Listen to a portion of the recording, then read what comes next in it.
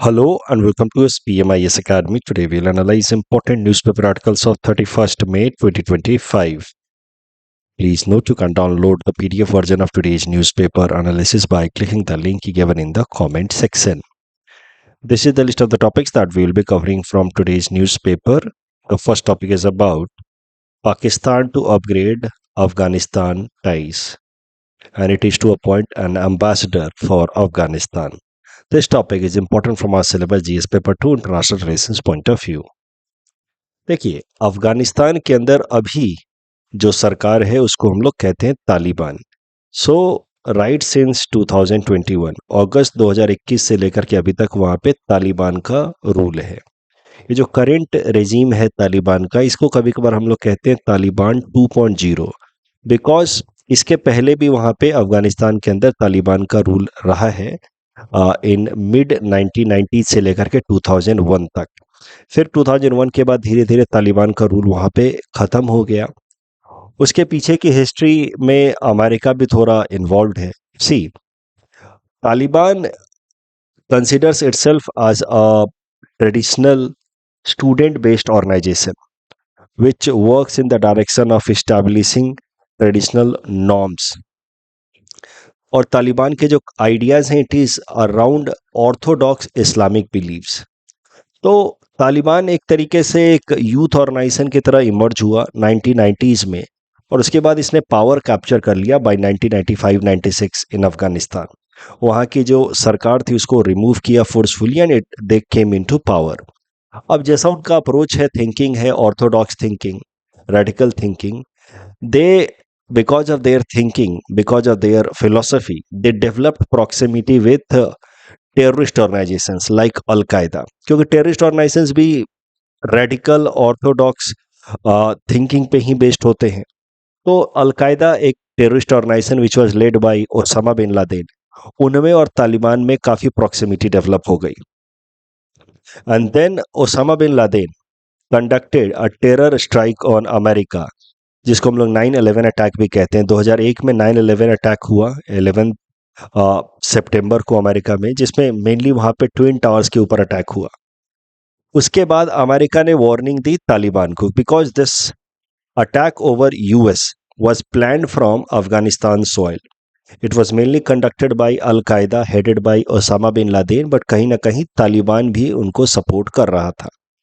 अब तालिबान को लेकर के हमेशा से ही एक सोच रही कि इनको एक लीगली आइडेंटिफाइड गवर्नमेंट का दर्जा दिया जाए या फिर उनको एक टेररिस्ट ग्रुप की तरह कैटेगराइज किया जाए। That confusion was always there.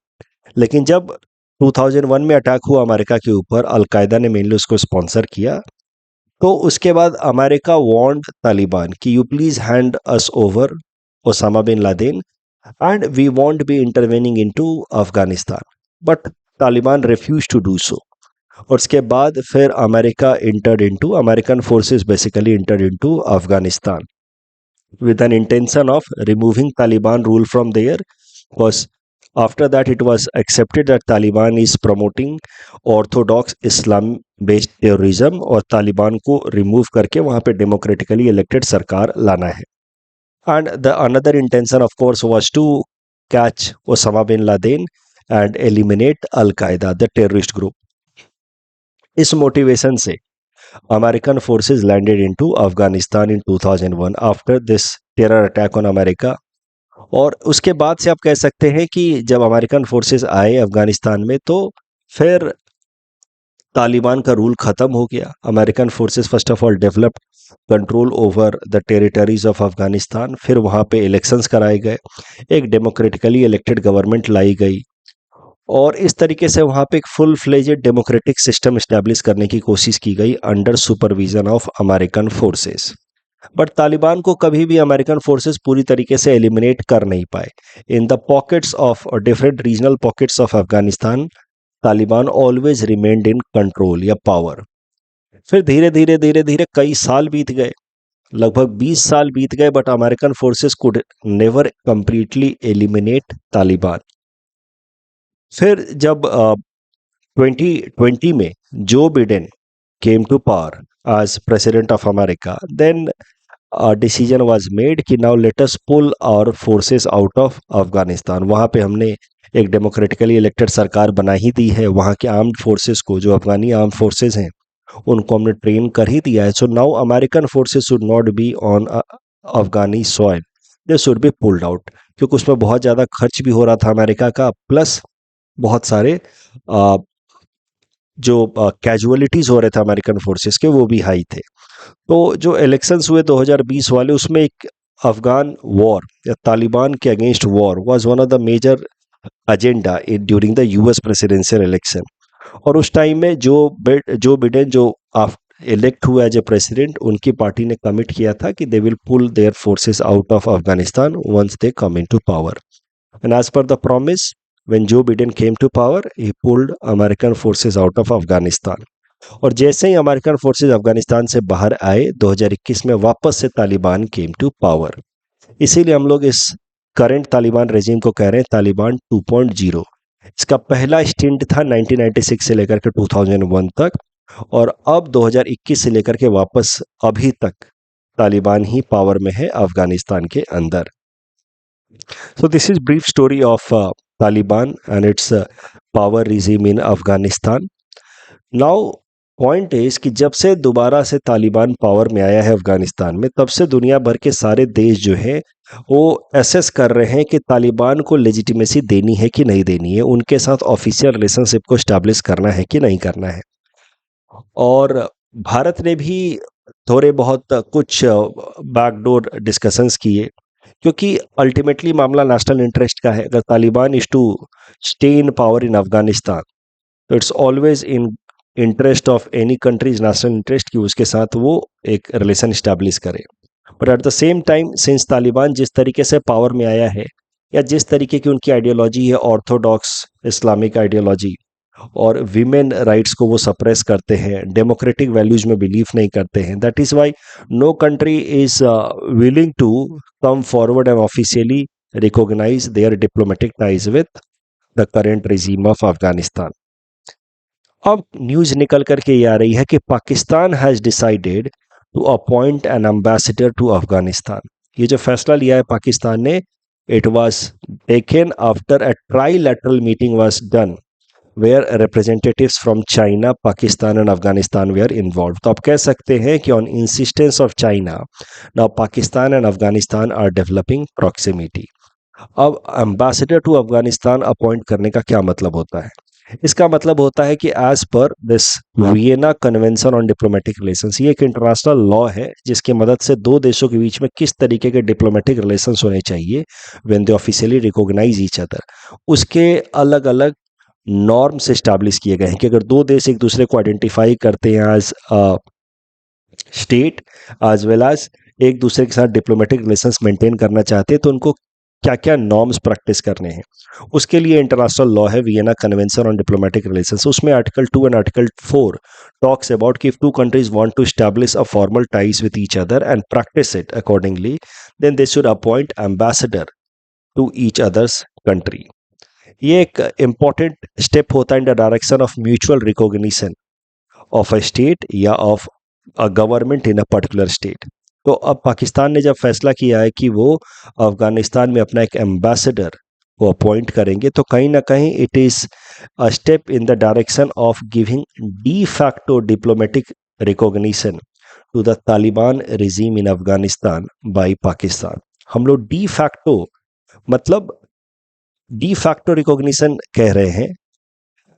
तो इंटरनेशनल रिलेशंस में दो टर्म इस्तेमाल होते हैं for giving recognition to any particular government. एक होता है डी फैक्टो, दूसरा होता है डी ज्योर। आपने de facto and de jure word Indian polity के कॉन्टेक्स्ट में भी सुना होगा। जब प्रेसिडेंट ऑफ इंडिया के लिए शब्द इस्तेमाल करते हैं डी ज्योर हेड, मतलब nominal head, and de facto मतलब उस ये शब्द इस्तेमाल होता है de facto head for the prime minister, मतलब for the practical purposes who holds the maximum amount of power. अब वही डी फैक्टो और डी ज्योर वाला कॉन्सेप्ट इस कॉन्टेक्स्ट में अप्लाई कीजिए। डी फैक्टो रिकॉग्निशन जब एक देश दूसरे देश की सरकार को देता है, इसका मतलब वो प्रैक्टिकल तौर पे विलिंग है to have complete formal ties. Practically they are willing to have complete formal ties. तो एम्बेसडर को अपॉइंट करके पाकिस्तान ने कहीं ना कहीं de facto diplomatic relations establish करने की कोशिश की है with Taliban regime of Afghanistan. मतलब practically they want to identify Taliban as a legitimate government of Afghanistan. But de jure recognition का मतलब होता है ऑफिशियल या फॉर्मल कंफर्मेशन। एक होती है प्रैक्टिकल बात और दूसरी होती है ऑफिशियल एंड फॉर्मल अनाउंसमेंट। तो जैसे ऑफिशियली या फॉर्मली प्रेसिडेंट इज हेड, उनको कहा जाता है इसलिए D Jio head, but practically prime minister has larger amount of power for many practical significances, and that is why since president acts on aid and advice of council of minister, that is why prime minister के लिए शब्द इस्तेमाल होता है de facto head. Similarly जब practical तरीके से दो देश आपस में डिप्लोमेटिक रिलेशंस को प्रैक्टिस कर रहे थे, उनको कहा जाता है de facto recognition of each other. But officially जब एक दूसरे को रिकॉग्नाइज नहीं करते तो उसको कहा जाता है कि डी जियो रिकॉग्निशन अभी नहीं है। तो मौजूदा टाइम में पाकिस्तान ने तालिबान रेजिम को डी फैक्टो रिकॉग्निशन दे दिया है, बट डी जियो रिकॉग्निशन यानी कि official full fledged formal recognition नहीं दिया है। इनफैक्ट अगर करंट रेजिम ऑफ अफगानिस्तान यानी कि तालिबान 2.0 की बात की जाए तो उसको दुनिया के किसी भी देश ने, no country in the world formally recognises Taliban regime. In fact Afghanistan is member of United Nations, वहां पे भी अफगानिस्तान के रिप्रेजेंटेटिव्स के तौर पे तालिबान को रिकॉग्नाइज नहीं किया जाता है। तो no country in the world so far has given de jure recognition to Taliban regime in Afghanistan. But धीरे धीरे प्रैक्टिकल पर्पसेस के लिए डी फैक्टो रिकॉग्निशन दे रहे हैं और उसमें अब पाकिस्तान का नाम सामने आ रहा है। Pakistan has decided to give और send an ambassador to Afghanistan. तो कहीं ना कहीं इससे क्या होगा कि पाकिस्तान और अफगानिस्तान के रिलेशंस थोड़े मजबूत होंगे, हो सकते हैं आने वाले टाइम में उनके टाइज जो हैं, रिलेशन जो हैं वो नॉर्मलाइज होंगे। तो भारत का जो लक्ष्य है to isolate Pakistan in this region of South Asia, वो लक्ष्य थोड़ा सा डाइल्यूट होगा। सवाल ये भी उठता है कि why countries hesitate from giving de jure या ऑफिशियल या formal recognition to the Taliban regime. क्यों देश हेजिटेट करते हैं? उसके पीछे कारण सिंपल है। तालिबान रेजिम जो है ह्यूमन राइट्स वायलेशंस करते हैं। They are known for not having established criminal justice system. अलग अलग अभी भी बारबैरिक क्रिमिनल जस्टिस सिस्टम के खबरें आते हैं कि लोगों को फ्लॉगिंग की जाती है, टोन टू डेथ, इस तरीके के क्रिमिनल जस्टिस सिस्टम नॉर्म्स आज भी वो फॉलो करते हैं। Women rights are suppressed, plus Taliban has not come to power through democratic processes, तो दे लैक डेमोक्रेटिक लेजिटिमेसी। ये सब कारण है जिस कारण से तालिबान को दुनिया के देश जो है वो ऑफिशियल, फॉर्मल या डी जियो रिकॉग्निशन देने से हेजिटेट करते हैं। इस टॉपिक डिस्कशन के बेसिस पे प्रीलिम्स प्रैक्टिस क्वेश्चन है। Please attend this question and submit the answer in the comment section. अब ये सवाल सीधा सीधा इस टॉपिक डिस्कशन से नहीं है, बट थोड़ा सा आपको कॉमन सेंस लगा करके जवाब देने की कोशिश करनी होगी कि Vienna convention on diplomatic relations में क्या क्या बातें लिखी होंगी। थोड़ा सा सोचिए फिर जवाब दीजिए। ये जो non grata, persona non grata शब्द है, ये कुछ दिनों पहले न्यूज़पेपर एनालिसिस में मैंने डिस्कस किया था, जब इंडिया पाकिस्तान रिलेशंस हमने देखे थे कि खराब हुए, जब भारत ने पाकिस्तानी जो रिप्रेजेंटेटिव्स हैं भारत में उनको डिक्लेयर कर दिया था persona non grata. Let me tell you, this concept of persona non grata is recognized under Vienna Convention on Diplomatic Relations. अब इस आइडिया को इस्तेमाल करते हुए इस क्वेश्चन को आप अटेम्प्ट करें। Next topic is about GDP growth slowest since the pandemic. This topic is important for मार्सल by GS paper 3 Indian economy point of view. तो अब फाइनेंशियल ईयर 2024-25 खत्म हो चुका है। Now GDP related data for the last financial year is out और भारत का GDP growth साल 2024-25 में रहा है 6.5%। इसका मतलब साल 2023-24 की तुलना में Indian economy has grown by 6.5% in the year 2024-25। साथ ही साथ इससे एक बात और सामने आई है कि भारत का ये जो ग्रोथ रेट रहा है, year on year growth rate for the financial year 2024-25, it is lowest since the pandemic time. Pandemic के टाइम में आप देखो, जो बिल्कुल पहला क्वार्टर था साल 2020-21 का, जो पहला क्वार्टर था जो शुरू हुआ 1 अप्रैल 2020 को और ख़त्म हुआ जून में, राइट, अप्रैल मई जून 3 महीने होता पहला क्वार्टर, उसमें भारत का जो ग्रोथ रेट इंडियन इकोनॉमी का इट वेंट टू -23.1%। क्यों? क्योंकि उसी टाइम में बिल्कुल लॉकडाउन स्ट्रिंजेंट तरीके से अप्लाई किया गया था 1 अप्रैल के आसपास से। तो इंडियन इकोनॉमी बिल्कुल शार्प तरीके से डिक्लाइन हुई, और यही कारण है कि जो फर्स्ट क्वार्टर था ऑफ द नेक्स्ट ईयर 2021-22, उसमें इंडियन इकोनॉमी का ग्रोथ रेट था 22%। इसके पीछे कारण है base effect. The last year there was slump because of lockdown, तो अगले साल जब इकोनॉमी नॉर्मल भी हुई, yet the growth rate appeared very high because of base effect. I hope you are able to relate the concept of base effect discussed in the classroom. कि मैंने आपको याद कीजिए बताया है क्लास में बार बार कि quarter on quarter growth rate calculate करने के लिए we compare the production of a particular quarter with the production of same quarter of last financial year.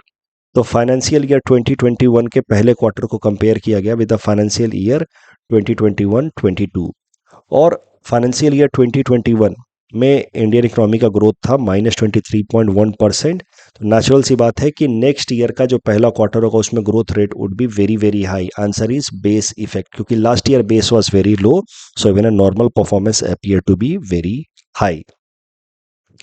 और इस शार्प रिकवरी को कभी कभार हम लोग वी शेप रिकवरी भी कहते हैं कि इंडियन इकोनॉमी पैंडेमिक के साथ ही बहुत बैडली डिक्लाइन हुई, but right since the effect of pandemic was lifted, lockdown was lifted, Indian economy revived at a very fast pace. इसके लिए कभी कभार शब्द इस्तेमाल किया जाता है V shape recovery, but V shape recovery में कहीं ना कहीं एक factor base effect was also responsible. Coming back to the current discussion, कि पिछले साल Indian economy has grown at a rate of 6.5%, which is a lowest year on year growth rate since the pandemic time. Yet हमारे chief economic adviser V Anantha Nageswaran साहब कहते हैं कि India still remains the best performing economy amongst the advanced economy. Despite this slow growth rate, India is one of the best performing economy amongst the major economies of the world. ये जो V shape recovery का concept मैंने आपको सिखाया है, उसके basis पे ये प्रीलिम्स प्रैक्टिस क्वेश्चन है। Please attempt this question and submit the answer in the comment section. Next topic is about Gaza, the hungriest place on earth. Ethics and integrity paper में इसका इस्तेमाल किया जा सकता है। देखिए, गाजा वॉर के बारे में थोड़ा समझते हैं। I hope you are able to recall कि Gaza is a small territory which is adjacent to Israel. दूसरी तरफ मेडिटेरियन सी है, एक तरफ इजराइल है। ये Gaza along with west bank, Gaza and west bank together are the two territories of Palestine. अब Gaza area में ऑपरेट करता है एक इस्लाम बेस्ड ऑर्थोडॉक्स ऑर्गेनाइजेशन जिसका नाम है हमास। वो time to time Israeli forces पे अटैक करता रहता है। हमास को लगता है कि इजराइल ने अनड्यू तरीके से ये पूरे एरिया पे कैप्चर किया हुआ है and Israel as a country should not be there. तो ये इजराइल एंड पैलेस्तीन कन्फ्लिक्ट तो हमने कई दफ़ा न्यूज़पेपर एनालिसिस में डिस्कस किया है, आज उसको डिटेल में नहीं ले रहे। बट पॉइंट इज कि इजराइल से एडजेसेंट एक छोटा सा टेरिटरी या लैंड पार्सल है गाजा, वहाँ पे एक ऑर्थोडॉक्स इस्लामिक ऑर्गेनाइजेशन है Hamas, radical group Hamas. Hamas जो है वो time to time Israeli forces पे अटैक करता रहता है। इसी तरीके का एक मैसिव अटैक किया हमास ने अक्टूबर 2023 में। इट वाज अनप्रेसिडेंटेड अटैक, क्योंकि जिस स्केल पे अटैक हुआ इट वाज सरप्राइज अटैक। तो उसमें अराउंड 1200 इजरायली मिलिट्री फोर्सेज या सिविलियंस वेयर किल्ड, लगभग 200 से ज़्यादा लोगों को हॉस्टेज बना लिया इजरायली लोगों को। तो it can be considered as one of the deadliest attack by Hamas over Israel. उसके बाद इजराइल ने भी रिस्पॉन्ड किया, रिटेलिएट करना शुरू किया, बट इजराइल का जो रिटेलिएशन है इट इज ऑल्सो अनप्रेसिडेंटेड। वो फुल स्केल बम्बार्डमेंट कर रहा है। फुल स्केल बम्बार्डमेंट मतलब हमास को डिस्ट्रॉय करने के चक्कर में Israel is not distinguishing between Hamas associated terrorist and civilian population. वो इनडिस्क्रिमिनेट तरीके से बम्बार्डिंग कर रहा है and it has led to huge civilian casualties and that is the reason why पिछले 1.5 साल के लगातार इजराइल बेस्ड बॉम्बिंग के कारण now crisis in Gaza has turned out to be one of the most grave humanitarian crisis so far. हुआ क्या है कि यूनाइटेड नेशंस ने हाल फिलहाल में डिक्लेयर किया कि गाजा का जो 100% पॉपुलेशन है, सारे के सारे लोग जो है वहां पे they are facing the risk of famine. United Nation की ह्यूमैनिटेरियन एजेंसी है office for coordination of humanitarian affairs, इसने हाल फिलहाल में एक स्टेटमेंट दिया है कि Gaza is the hungriest place on earth. वहाँ पे जो क्राइसिस है, फूड क्राइसिस हुआ या सिविलियन कैजुअलिटीज क्राइसिस हुए, overall humanitarian crisis has become very very grave. And why it is happening? Because of the indiscriminate bombing by Israeli forces over Gaza region. They are not distinguishing between Hamas-based terrorist and civilian population. तो कहीं ना कहीं ethical issues involved in this particular case. Its principle of distinction violated. Normally जब भी कोई war होती है तो उसमें armed forces से expectation रहती है, सरकार से expectation रहती है कि वो civilian population and जो enemy group है, hostile group है, उसके बीच में distinction करे. बट इस केस में तो देखा जा रहा है कि Israel is looking forward for collective punishment of civilians also, and this can be considered as war crime as per the Geneva convention. This action is ethically indefensible. Of course जो Israel के ऊपर हुआ अक्टूबर 2023 में वो भी गलत था, but जो इजराइल कर रहा है over the civilian population that also can not be justified. Two wrongs do not make one right. Violation of life and basic human dignity. People are forced to face hunger. तो कहीं ना कहीं food supply, basic civil amenities को भी restrict कर रहा है Israel. This can be considered as violation of basic human dignity. Principle of proportionality is violated. War या किसी भी अग्रेशन में इस बात का ध्यान रखा जाना चाहिए कि उतना ही अग्रेशन दिखाया जाए जो प्रोपोर्शनल है, जितना जस्टिफाइबल है. जो इतना आपके ऊपर अटैक हुआ उतना ही आप सामने वाले को भी damage inflict करे. But in this particular case, Israel is seen to be violating the principle of proportionality by great margin. Humanitarian aid को भी पहुंचने नहीं दे रहा है Israel, and that is worsening the crisis. So these are the ethical issues involved. UPSC में GS paper 4 ethics and integrity में एक topic दिया हुआ है एथिक्स इन इंटरनेशनल रिलेशंस. वहाँ पे इससे रिलेटेड प्रश्न पूछा जा सकता है कि in the light of ongoing humanitarian crisis in Gaza, examine the ethical dimension of warfare and reference to the principle of international humanitarian law. तो इस तरह का आप जवाब भी लिख सकते हैं. मैंने आपको हिंट्स दिया. तो बेसिकली ये सब जो एथिकल डायमेंशन इस पर्टिकुलर कन्फ्लिक्ट में, उसको हाईलाइट करते हुए आपसे जीएस पेपर 4 में प्रश्न पूछा जा सकता है. Next topic is about Diu becoming the first district in India to meet entire power demand with solar energy under Pradhan Mantri Surya Ghar Muft Bijli Yojana. Important from prelims exam point of view. सबसे पहले प्रधानमंत्री सूर्य घर मुफ्त बिजली योजना के बारे में समझते हैं. जनवरी 2024 में इसको लॉन्च किया गया, इस स्कीम को. इसके अंतर्गत देश के 1 करोड़ हाउस होल्ड्स के छतों के ऊपर सोलर पावर सिस्टम स्टैब्लिश करना है इन अ सब्सिडाइज्ड मैनर. और जिन जिन घरों के ऊपर सब्सिडाइज तरीके से सोलर पैनल्स लगाए जाएंगे उनको एक एक्स्ट्रा बेनिफिट भी दी जाएगी कि उनको 300 units of free electricity per month provide किया जाएगा. इसी स्कीम का नाम है प्रधानमंत्री सूर्य घर मुफ्त बिजली योजना. ये एक सेंट्रल सेक्टर स्कीम है. इसको इंप्लीमेंट करने वाली एजेंसी है ministry of new and renewable energy. जिन भी हाउस होल्ड्स के ऊपर सोलर पैनल्स इंस्टॉल किए जाएंगे उनको 40% ऑफ द कॉस्ट सब्सिडाइज किया जाएगा. यानी कि अगर 1 लाख रुपए का सोलर पैनल है तो उनको अपने पास से सिर्फ 60,000 ही देने हैं. टारगेट है 1 करोड़ हाउस होल्ड्स को इसके अंतर्गत कवर करने का. और प्रधानमंत्री सूर्य घर मुफ्त बिजली योजना को सक्सेसफुल बनाने के लिए 3 lakh skilled man power are also to be employed. Current news निकल करके ये आ रही है कि Diu has become the first district in India to meet the entire power demand with solar energy, and this has been possible because of successful implementation of Pradhan Mantri Surya Ghar Muft Bijli Yojana in Diu. UPSC ने अभी जो हाल फिलहाल में prelims exam conduct कराया उसमें प्रधानमंत्री सूर्य घर मुफ्त बिजली योजना के ऊपर ये प्रीलिम्स क्वेश्चन पूछा था. Please attempt this question and submit the answer in the comment section. UN peace keeping mission के ऊपर प्रश्न था. इसमें जो पहला स्टेटमेंट है वो गलत है कि peacekeepers are exclusively composed of military personnel from United Nation security council. In fact Bangladesh is the largest contributor. तो first statement is wrong, remaining 2 are correct. Dark pattern simple है, unethical user to trick user to make them do something that they don't want to do. किसान credit card scheme में दोनों statement सही हैं. That's all from our side for today. Thanks for watching.